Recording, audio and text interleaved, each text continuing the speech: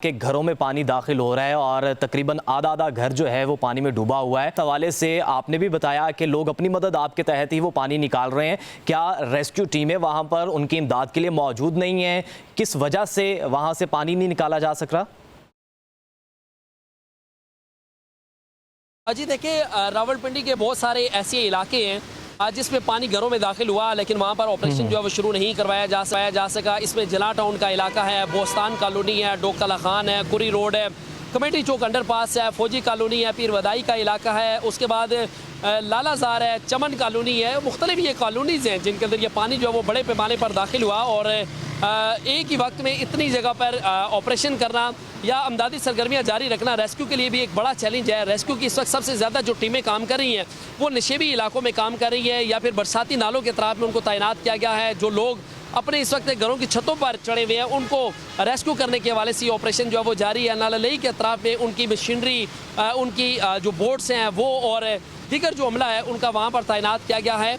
तो ये मुसलसल बारिश की वजह से जो सूरत हाल है वो इंतज़ामिया से कंट्रोल नहीं हो सकी और इस वजह से शहरियों को मुश्किलात का सामना करना पड़ा है। तमाम तिजारती मराकज़ जो है हमने देखा कि उनकी मेन शाहराहों पर इस वक्त पानी जमा है, दुकानों के अंदर पानी दाखिल हो चुका है, घरों में पानी दाखिल हो चुका है। शहरी जो है वो अपनी मदद आपके तहत ये पानी निकालने में मसरूफ़ है। इंतज़ामिया दावा कर रही है कि 2 से 3 घंटों तक ये इमदादी सरगर्मियाँ मुकम्मल कर ली जाएंगी, लेकिन दोबारा जो बारिश हो रही है तो ऐसा लग रहा है कि रियासती इदारों के लिए, कानून नाफिज करने वाले इदारों के लिए, वासा रावलपिंडी के लिए ये एक बड़ा चैलेंज बनेगी। क्योंकि जो हमने सुबह देखा कि नाललई में जो पानी की सतह थी वो मुसलसल बारिश की वजह से बुलंद होकर 21 फुट तक पहुंच चुकी थी। क्योंकि अगर ये बारिश मुसलसल रही तो पानी की सतह मज़ीद बुलंद होने का ख़दशा है और उस पर पहले प्री अलर्ट जारी किया गया, उसके बाद अलर्ट जारी किया गया, फिर रैन एमरजेंसी जो वो नाफिज की गई है।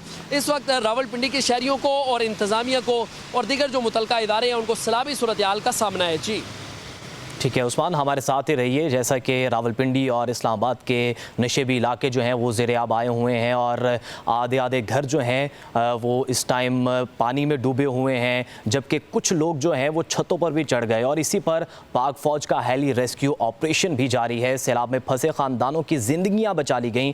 पंजाब में हालिया बारिशों के बायस नाज़रीन मुख्तलिफ इलाके सैलाबी सूरत हाल से दो चार हैं, जबकि पाक फ़ौज आवाम की मदद के लिए एक बार फिर मैदान में है। सैलाब मुतासरीन के लिए फौरी रेस्क्यू ऑपरेशन शुरू किया। चक्री रोड पर सैलाब में फंसे खानदान की मदद के लिए पाक फौज ने हेलीकॉप्टर के जरिए फंसे लोगों को बचा लिया है। मुतासरा खानदान चक्री रोड गांव लुडिया में मकान की छत पर पनाह लिए बैठे थे और मौसम खराब के बावजूद पाक फौज का हेली मिशन कामयाबी से मुकम्मल हुआ है। शदीद सैलाब से घिरे तीनों अफराद की ज़िंदगियां भी बचा ली गई हैं। एक तरफ सैलाबी सूरत हाल है तो दूसरी तरफ पाक फ़ौज की जानिब से हेली ऑपरेशन भी जारी है। जो भी लोग सैलाबी सूरत हाल में घिरे हुए थे उन्हें मुकम्मल तौर पर रेस्क्यू किया गया।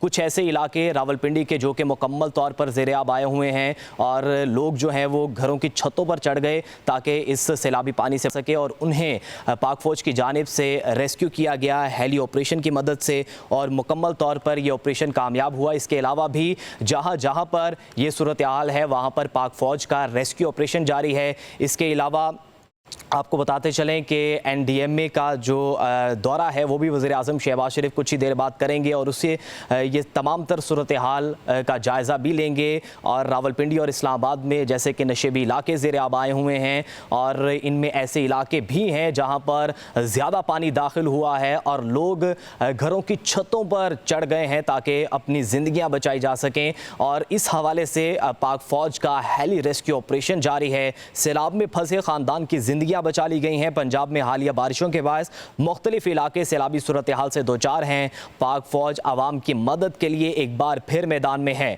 सैलाब मुतासरीन के लिए फौरी रेस्क्यू ऑपरेशन शुरू किया। चक्री रोड पर सैलाब में फंसे खानदान की मदद के लिए पाक फौज ने हेलीकॉप्टर के जरिए फंसे लोगों को बचा लिया। मुतासरा खानदान चक्री रोड गांव लुडिया खराब मौसम के बावजूद पाक फौज का हेली मिशन कामयाबी से मुकम्मल हुआ। शदीद सैलाब में घिरे तीनों अफराद की जिंदगियां बचा ली गई हैं और इस हवाले से जहां जहां पर भी लोग फंसे हुए हैं सैलाबी सूरत हाल में या जो नशेबी इलाके ज़ेर आब आए हैं वहां पर भी रेस्क्यू ऑपरेशन जारी है और पाक फ़ौज का हेली रेस्क्यू ऑपरेशन भी इस हवाले से जारी है।